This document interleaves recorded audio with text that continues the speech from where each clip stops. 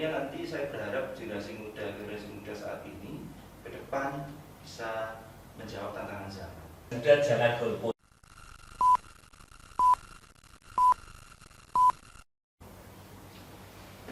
Assalamualaikum warahmatullahi wabarakatuh. Waalaikumsalam. Teman pemilih, kembali lagi di podcast KPU Kabupaten Kudus. Ya, kali ini bersama tamu yang istimewa.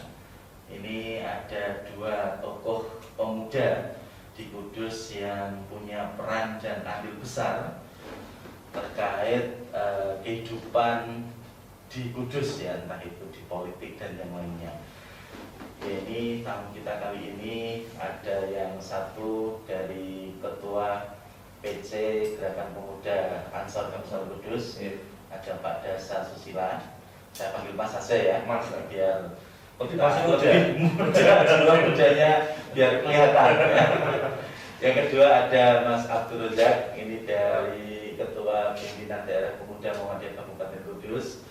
Jadi nanti kita akan berbincang-bincang selama setengah atau 1 jam ke depan terkait demokrasi dan kepemudaan yang ada di Kabupaten Kudus. Tapi sebelumnya, karena kita sudah menerapkan protokol kesehatan, termasuk juga kita sudah pakai hand sanitizer dan sudah di termogan tadi ya, dengan protokol kesehatan yang komplit, kita izin untuk melepas masker supaya kita juga ngobrolnya lebih enak. Itu ya, ini Mas Dasa dan Mas Rozak, ini apa ini kegiatannya sekarang ini yang sedang dijalankan saat ini? Siapa dulu ini? Ya, monggo. Mas Dasa dulu. Terima kasih.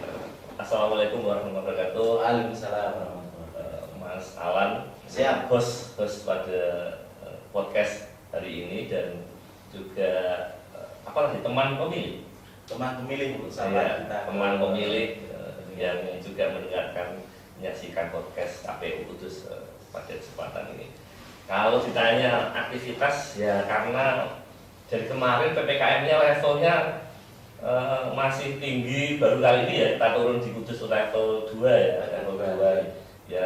Sampai hari ini memang kegiatan di organisasi, kalau organisasi ya masih itu saja, karena memang kita belum bisa bergerak lebih jauh lagi. Tapi tentunya kita ikut membantu pemerintah dalam menanggulangi, ikut ambil andil untuk menurunkan kaitannya dengan penyebaran COVID yang ada di Kabupaten Kudus khususnya.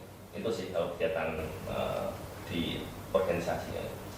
Oke, kalau dari Mas Rozak sendiri, Kalau terkait dari Pemuda Muhammadiyah ini ya hampir sama dengan teman saudara kita di Ansor, karena memang kondisi di Kudus kemarin kan sempat tinggi dan jadi dari COVID dan secara nasional terkait COVID, penyebaran COVID yang cukup luas. Maka terkait kegiatan-kegiatan yang ada di kami di Pemuda Muhammadiyah itu memang kita batasi.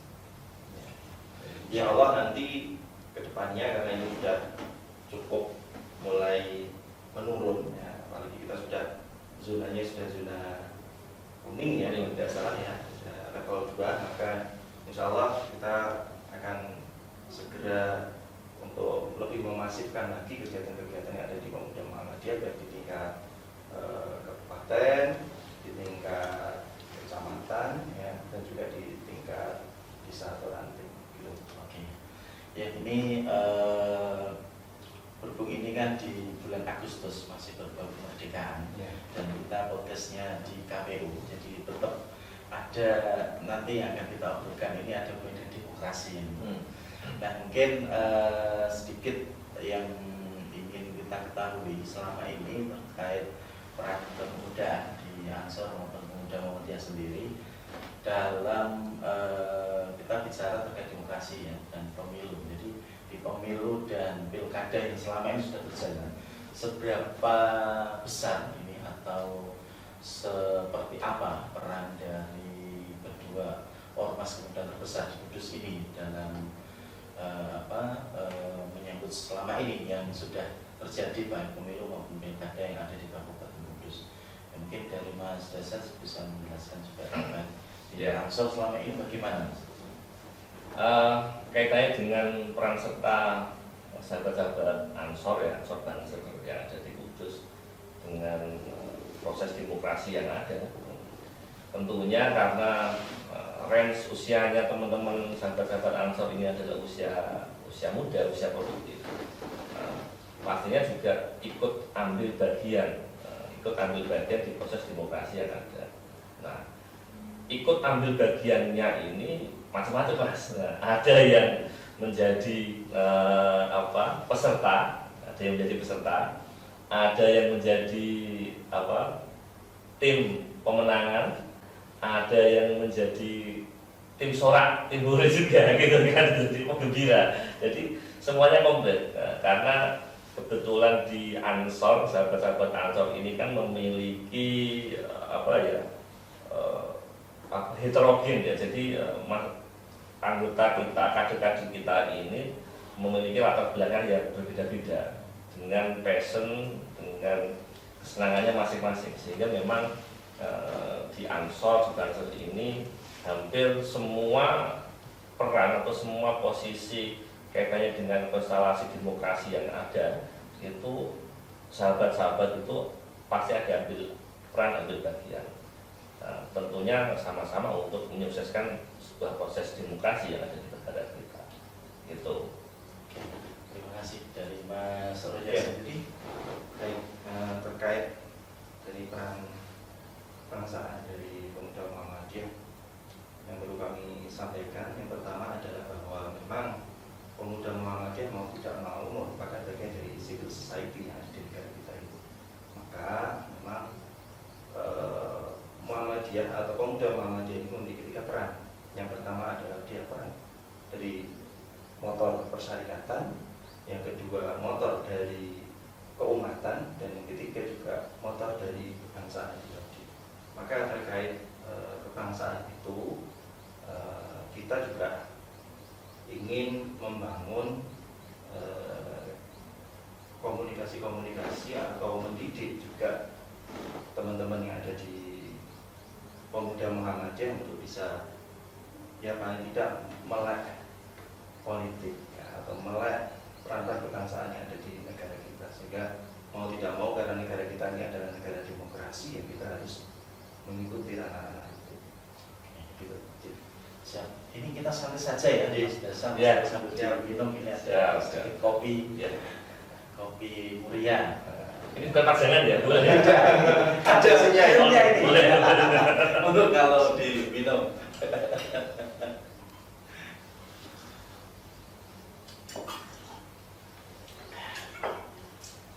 Ya, jadi memang saya itu kan kalau kita teringat dengan katanya Bung Karno, beri saya 10 pemuda maka akan guncang dunia.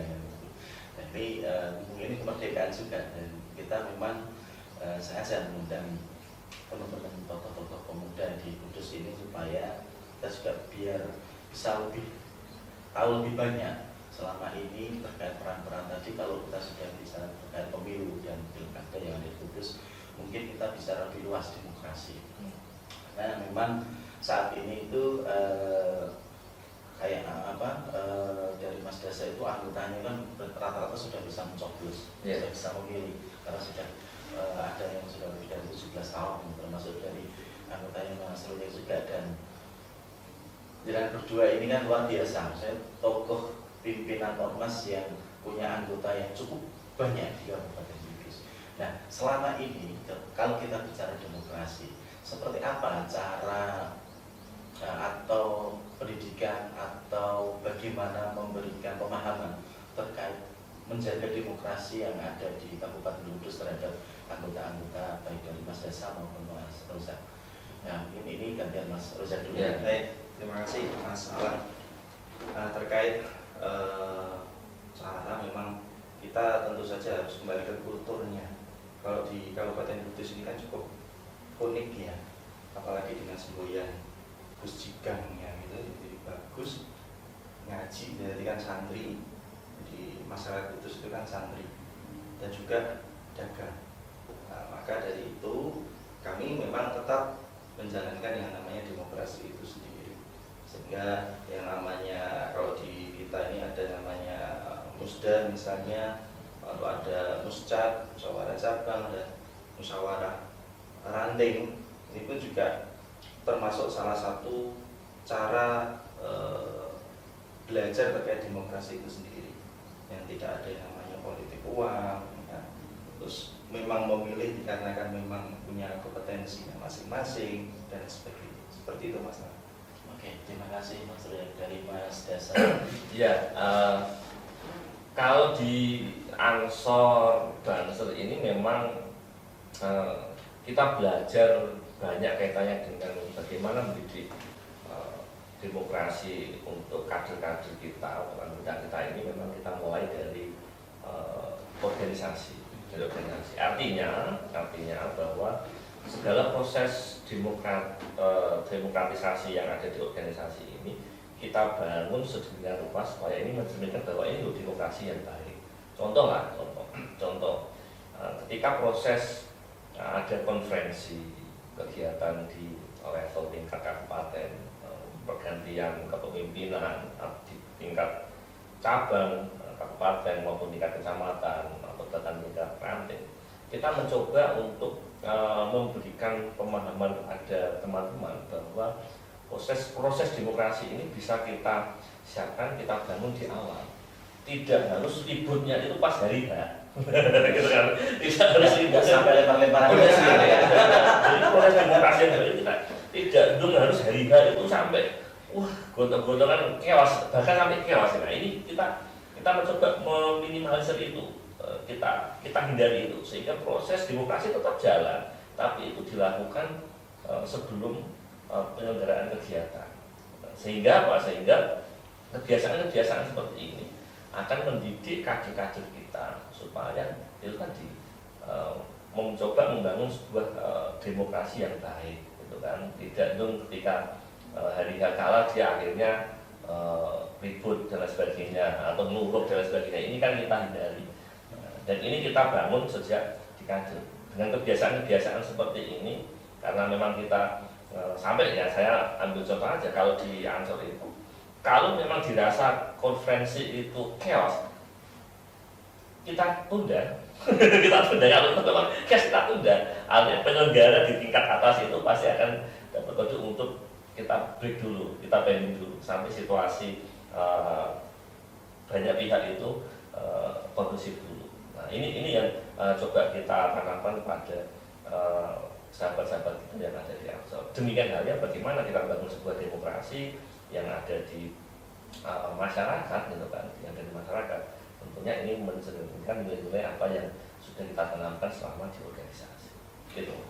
Terus kalau dengan melihat hal seperti itu selama ini terkait pendidikan politik kepada teman-teman atau kepada para pemilih atau kepada teman-teman di Ansor maupun pemuda-pemuda itu yang selama ini sudah diberikan apa saja, mungkin apa ada program khusus terkait ini pendidikan politik ini memang ada harus, dan itu kita programkan khusus atau seperti apa? Ya, kalau kebetulan di kami itu memang kita ada bidang yang kita siapkan khusus memang, karena kebetulan graduat kita ini kan memang nantinya juga masuk di persiapan tahun politik juga kan, jadi sehingga kita ada bidang khusus yang memang membidangi di bidang politik. Artinya memang ada sebuah bidang di sebuah organisasi ini yang memang endingnya ini bagaimana memberikan sebuah pencerahan kepada kader-kader kita terkait dengan proses demokrasi yang ada, baik itu menjadi pemilih maupun menjadi peserta. Ini memang sudah kita siapkan, walaupun mungkin proses ini masih jauh ya, masih beberapa tahun lagi ya, 1,5 tahun lagi, tapi sudah kita siapkan sehingga kader-kader kita ini antusias respon terhadap proses demokrasi yang ada di negara kita ini tinggi, kita harapkan seperti itu. Nah, kita edukasi berkaitan dengan pemilih, terus juga bahkan kita juga sedang membuat sebuah skenario, berharap bahwa kader-kader yang nantinya menjadi peserta juga harus dibekali ilmu, maksudnya ya, dibekali ilmu kan, dibekali ilmu sehingga mereka memiliki kapasitas, memiliki sebuah kapasitas dalam terjun di dunia politik. Ya memang passionnya di sana. Kira-kira itu. Siap. Kalau dari Mas Rojan, Kalau terkait di Pemuda Muhammadiyah ini juga sama sebenarnya dengan Mas Dasa. Jadi ada bidang khusus. Di bidang khusus yang memang mewadahi hal-hal yang berkaitan dengan kebangsaan. Dan ini memang kita tugaskan sekaligus menjadi wahana bagi teman-teman yang kiranya berminat di masalah kebangsaan. Dan kami pun juga alhamdulillah sudah terbentuk forum, ya, forum komunikasi dengan ya misal dengan teman-teman di KPU misalnya, lalu teman-teman di partai politik, ini untuk memberikan wawasan kebangsaan, bagaimana sih sebenarnya wawasan kebangsaan yang ada di Indonesia ini. Sehingga memang tadi di awal sudah saya sampaikan bahwa teman-teman di Pemuda Muhammadiyah ini juga melek demokrasi. Nah, jadi melek yang namanya politik, jangan sampai nanti ya tidak tahu yang namanya politik, karena ini memang proses demokrasi yang ada di negara kita. Seperti itu. ya ini menarik ya. Jadi memang saya yakin dalam proses ketika ada pemilu maupun pilkada, Mas Dasa, Mas Rojan itu pasti jadi sasaran, ya bukan sasaran karena mungkin anggotanya juga ada yang peserta dari pemilu maupun pilkada kan gitu. Nah, ini selama ini pernah nggak didekati sama parpol gitu? Nah itu buat Mas Dasa. Nah ini menarik ini karena terus biasanya apa yang dilakukan ketika parpol mendekat ke Mas Dasa? Ya, menarik pertanyaan. Kalau pernah, pastinya pernah. Saya kira Mas Rojan sebelum jawab pasti pernah lah gitu. Pak pernah lah. Cuman memang kondisinya saat ini, kalau saya karena kebetulan saya mendapat amanah sebagai ketua kan, saya harus menjaga sebuah kondusivitas yang ada di organisasi. Karena terus terang di kami di Ansor ini sahabat-sahabat kita ini memiliki latar belakang yang sangat-sangat macam-macam, berbeda, heterogen. Ada yang ya mulai pelangi warna itu kan pelangi banyak sekali warnanya. Jadi tidak hanya di satu warna, tapi di banyak warna yang sahabat-sahabat itu ya memang berada di sana. Nah tentunya saya sebagai yang kalau di organisasi dituakan, ketua itu dituakan ya Mas, dituakan lalu masih muda, gitu kan. Nah itu ya harus menjaga sebuah konsistensi yang ada di organisasi. Ya ada lah, kalau tawaran itu tetap ada. Ketika ada yang mencoba seperti itu, mungkin langkah yang dilakukan Mas Dasa sama ini apa? Apakah oke kita gabung atau silahkan tanya sendiri ke anggota saya atau bagaimana, atau silakan yang penting ada feedback atau seperti apa? Ya, tentunya partai politik sangat pintar Pak. Saya kira partai politik itu cerdas. Dengan jumlah anggota kader kami yang luar biasa ini, banyak juga, tentunya pasti mereka akan menyiapkan strategi bagaimana ada kader-kader yang dari Ansor itu bisa bergabung dengan salah satu partai politik. Dan itu kita silahkan. Nah kami di posisi di sini ya kita silahkan, monggo silahkan gitu kan, selama memang tidak bertabrakan dengan aturan yang ada di organisasi kami. Nah, ini yang harus kita jaga, selama tidak bertabrakan dengan aturan yang ada di organisasi kami, saya kira silahkan, karena ini sebuah hak yang bisa dimiliki oleh siapa saja, termasuk kader-kader kita kan gitu. Siap. Kalau dari Mas Rojan sendiri, saya juga sama, pernah itu mesti Sudah dijawab. Kalau memang pernah ya pernah. Kita tidak memungkiri itu, karena memang kita ini kan diamanai di organisasi jadi ketua, sehingga memang didekati ini sebuah keniscayaan seperti itu. Cuman memang untuk kami sendiri kami tetap, karena kami ini istilahnya Jogo Gawang ya. Jogo Gawangnya aja sampai melu rono melu rene ya kan, tetap kita menjaga posisi kita karena kita di gawang itu sendiri ya. Sehingga memang kalau memang ada yang mendekat seperti itu ya namanya silaturahmi biasa menurut saya.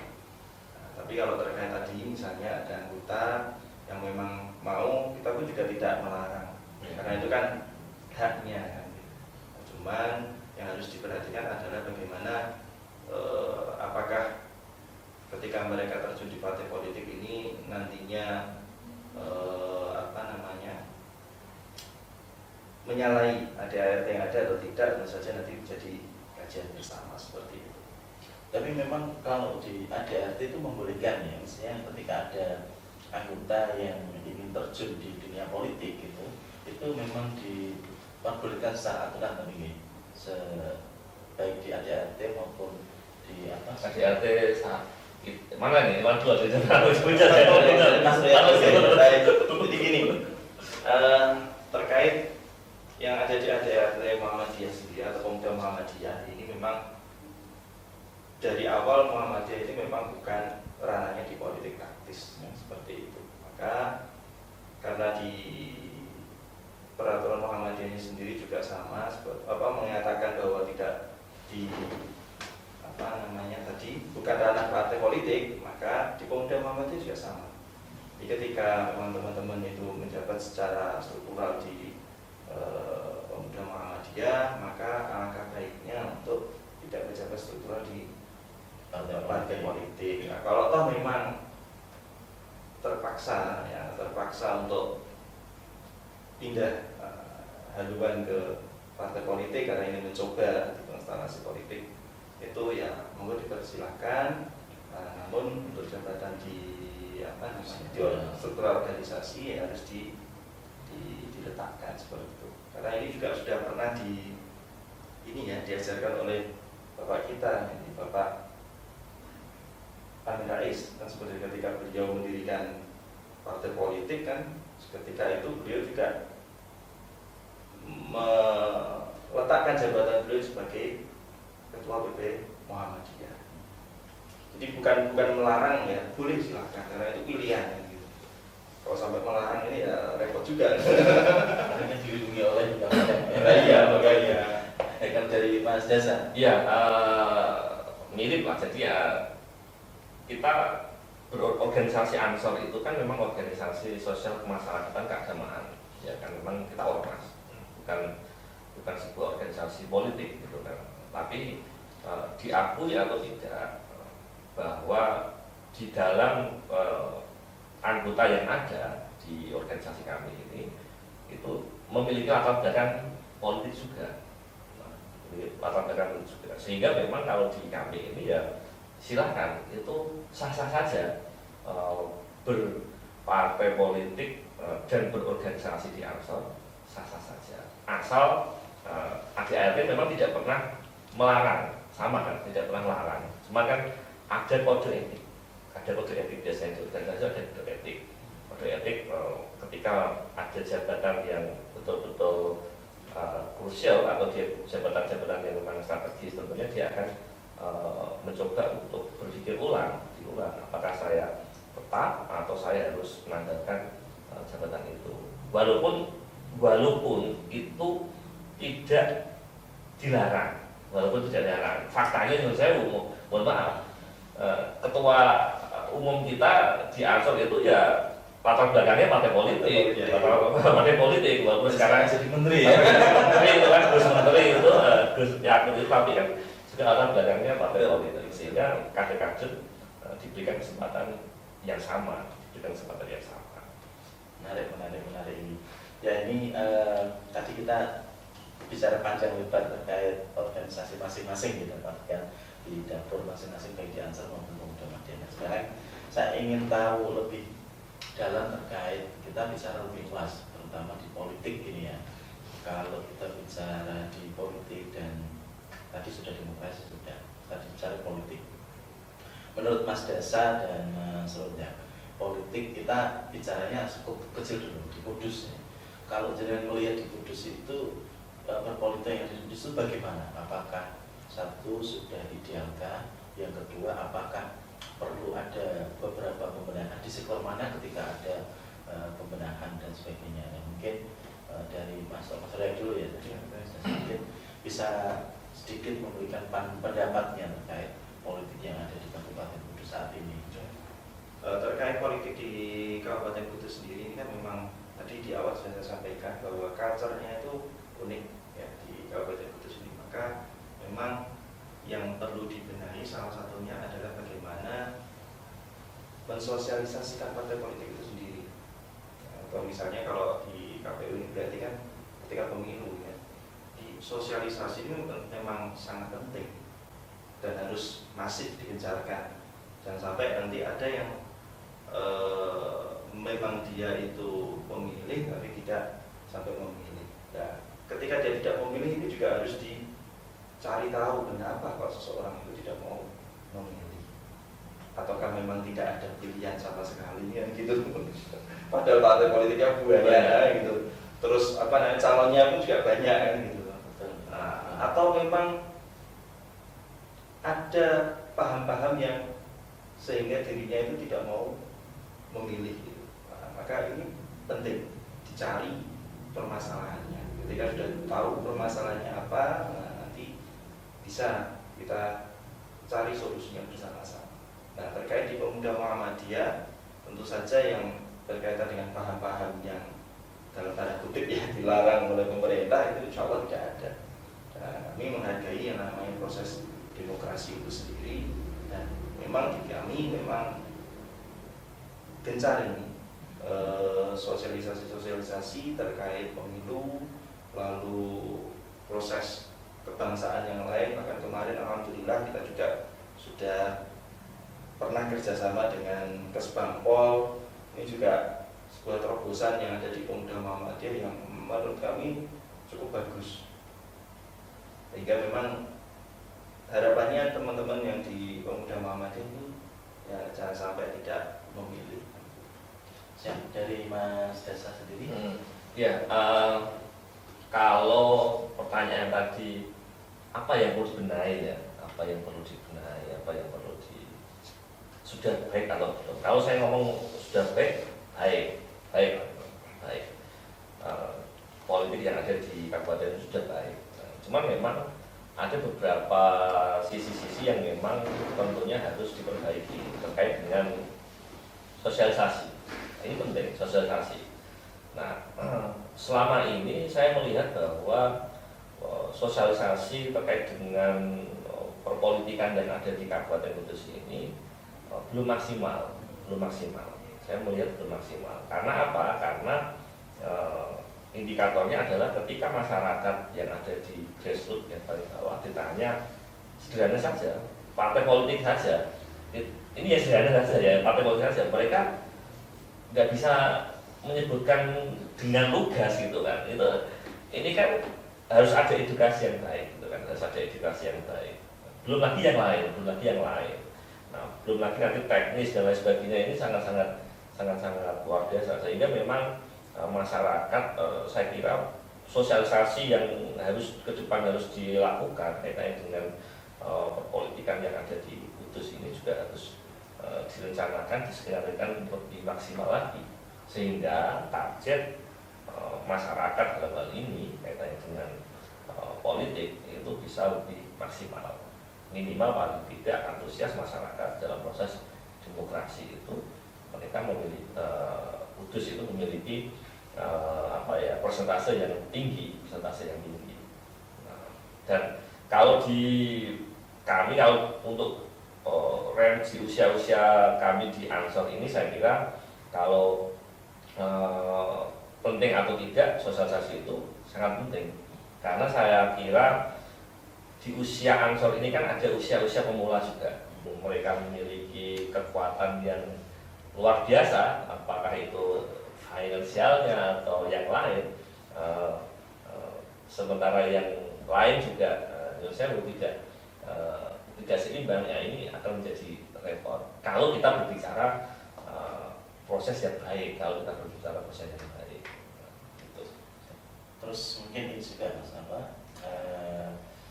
tadi kita juga sudah tahu ya dalam sistem politik yang ada saat ini itu kan memang ya seperti inilah demokrasi. Yeah.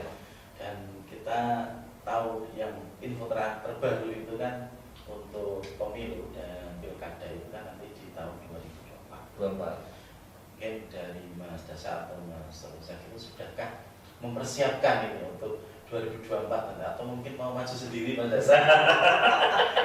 Ini siapa tahu ternyata nanti didukung semua anggotanya dicalonkan untuk pilkada atau kudus atau mungkin untuk apa di legislatif mungkin yang sudah mempersiapkan ini untuk di 2024 karena kan kita tadi setelah kita mengetahui dari hasil diskusi kan ternyata memang penting politik itu ya dan memang ada yang harus dipersiapkan di situ. Ya. Dari Mas Dasa. Ya kalau kader-kader kita memang sudah disiapkan atau belum, mereka sudah bersiapan Mas. Itu persiapan ya. Mereka persiapan itu kan itu. Ya kan tentunya organisasi nanti ambil bagian yang lebih general. Artinya organisasinya ambil bagian yang lebih general sehingga kader itu juga secara tidak langsung maupun langsung tersupport kaitannya dengan tadi persiapan kader-kader yang memang nanti ikut ambil bagian sebagai peserta pemilu, peserta pemilu. Nah ini yang tentunya harus kita siapkan dan itu ya pasti kita siapkan. Mas Dasa sendiri nyalon nanti. Ya kita lihat nanti lah. Kita lihat nanti lah. Dari maksudnya. Ya, jadi kalau masalah persiapan pemilu, kalau di kami di Pemuda Muhammadiyah memang kalau persiapan khusus ya nggak ada karena kembali lagi karena kita ini kan organisasi sosial, keagamaan dan kemasyarakatan sehingga memang ranahnya itu sebenarnya bukan ranah-ranah ke politik praktis kan gitu. Sehingga memang kalau menyiapkan secara khusus tentu saja tidak karena nanti dikhawatirkan malah agenda-agenda sosial keagamaan ya ini malah tidak bisa terselesaikan karena kita berpikiran masalah-masalah politik praktis seperti itu. Nah, cuma memang di awal sudah kami sampaikan bahwa teman-teman di Pemuda Muhammadiyah ini memang kami persilahkan kalau memang ada karena memang potensi ini kan banyak ya. Ada yang potensinya dagang kan gitu, ada potensinya mau terjun ke politik ya, ada potensinya misalnya ngajar dan sebagainya ya. Itu tadi kembali lagi ke passionnya masing-masing. Kalau memang ada passionnya seperti itu ya kami persilahkan dan kita tidak pernah menghalang-halangi tapi memang kami akan membekali terkait masalah bagaimana nantinya ketika mereka menjadi terjun di legislatif ya, terjun di pemilihan itu seperti apa? Mas Adi sendiri, wah kira-kira ada rencana nanti di 2008. Ya nanti kira-kira ada yang lamar atau enggak? Beliau Oke, menarik ini luar biasa. Jadi memang inilah kekuatan pemuda. Ketika bicara politik itu pasti tidak terlepas dari pemuda. Betul. Dan ini mungkin yang terakhir sebelum kita menutup acara ini, ingin memberi pesan-pesan terhadap para pemuda baik yang di Kudus dan sekitarnya. Apa saja yang kira-kira harus kita persiapkan baik itu di kancah politik maupun yang lainnya. Nah, menurut Mas Dasa apa ini yang harus dipersiapkan bagi pemuda yang perlu dipersiapkan? Ya, tentunya sebagai generasi muda tadi kan dibuka punya kalau Bung Karno menyatakan beri aku 10 pemuda maka akan punya dunia. Artinya pemuda hari ini dengan situasi pandemi yang rasa-rasanya belum selesai harus mampu mengolah semuanya, jiwa, rasa, raga semuanya harus diolah tidak boleh apa ya istilahnya, tidak boleh hanya begitu-begitu saja atau biasa-biasa saja. Tapi hari ini dengan situasi, kondisi dan pandemi yang membuat kita harus berubah, kita harus mampu menjadi generasi yang bisa beradaptasi dengan situasi dan lingkungan yang baru. Nah, ini penting di segala bidang, apakah itu bidang sosial, bidang agama, bidang lingkungan, politik dan seterusnya. Nah, saya berharap bahwa generasi muda hari ini harus memiliki sebuah kekuatan bagaimana membuat sebuah terobosan-terobosan baru, membuat sebuah gebrakan baru dalam rangka apa? Dalam rangka untuk bangkit dari pandemi yang terus menghantui kita ini.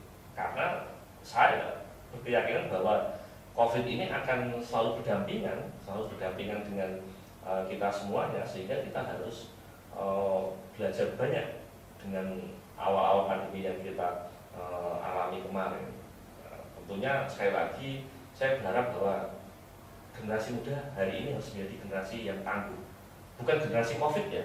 Hari ini kan sering ngomong bahwa generasi sekarang generasi COVID, bukan. Generasi muda hari ini kalau lulusan COVID, masalah biasanya LC, lulusan COVID ya, lulusan COVID. Bukan generasi COVID, tapi generasi yang tangguh, yang memang memiliki, saya berkeyakinan bahwa generasi hari ini itu nantinya akan menjadi generasi yang luar biasa. Bukan seperti generasi-generasi yang sebelumnya, tapi menjadi generasi yang luar biasa karena ditempa dengan berbagai macam persoalan yang itu tidak pernah dibayangkan sebelumnya. Mulai dari kegiatan belajar secara online, terus rapat juga online, semuanya dilakukan secara menggunakan teknologi yang ada saat ini. Nah, ini generasi muda yang tentunya dipaksa untuk lebih, kalau bahasa sirkus ya akrobatik, jadi lebih atraktif. Saya berharap bahwa generasi hari ini harus mampu membaca situasi, harus mampu melihat peluang, dan juga mampu menyesuaikan diri dengan situasi pandemi. Itu Mas. Kalau dari Mas Rojak, ya. Jadi tadi saya menambahkan saja apa yang disampaikan Mas Dasa terkait generasi muda saat ini memang perlu menjadi generasi yang kreatif, karena tadi kita di tahun-tahun ini, 2 tahun ini kan luar biasa ditempa dari COVID ini ya, jadi sangat kecil dan tidak terlihat secara kasat mata, tapi menimbulkan efek yang sangat luar biasa dalam kehidupan kita ya, baik itu yang awalnya mungkin pembelajaran itu tidak pernah online, akhirnya online, mau tidak mau yang awalnya gurunya tidak bisa nge-zoom, akhirnya minta untuk nge-zoom kan gitu, yang mungkin biasanya gurunya nggak bisa pegang laptop, akhirnya disuruh pegang laptop gitu. Jadi memang ini pembelajaran yang luar biasa, dan akhirnya nanti saya berharap generasi muda saat ini ke depan bisa menjawab tantangan zaman. Ini penting karena memang kalau kita tidak bisa menjawab tantangan zaman, ya kita akan tergerus oleh zaman itu sendiri. Nah, maka memang dengan kondisi seperti ini hikmahnya luar biasa. Kita belajar banyak hal ya, sehingga nanti kita menjadi generasi yang lebih kuat. Mungkin itu masalahnya. Siap, terima kasih. Iklan Mas, iklan. Oke. Generasi muda jangan golput. Jangan golput.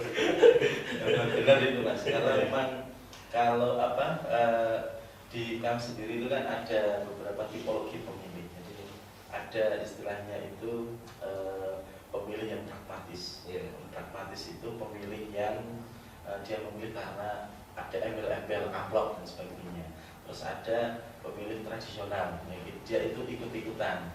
Ada yang apatis itu yang golput karena dia tidak peduli dengan apa yang ada, proses demokrasi yang ada di Indonesia selama ini. Dan yang terakhir ini yang pemilih cerdas. Nah ini kita harapkan memang semuanya, terutama di teman-teman pemuda itu bisa menjadi pemilih cerdas tadi, supaya bisa proses demokrasi itu menjadi lebih baik. Ya itu teman pemilih, bincang-bincang kita bersama Ketua GP Ansor Kudus dan juga Ketua Pemuda Muhammadiyah Kudus yang luar biasa menarik ya, cukup menarik disimak. Ada yang ingin sampaikan lagi mungkin Mas dari Mas Sasa atau Mas Reza? Cukup ya? Ya cukup itu podcast KP Kudus kali ini. Sampai jumpa di podcast lain waktu. Wassalamualaikum warahmatullahi wabarakatuh. Waalaikumsalam warahmatullahi wabarakatuh. Diminum Mas.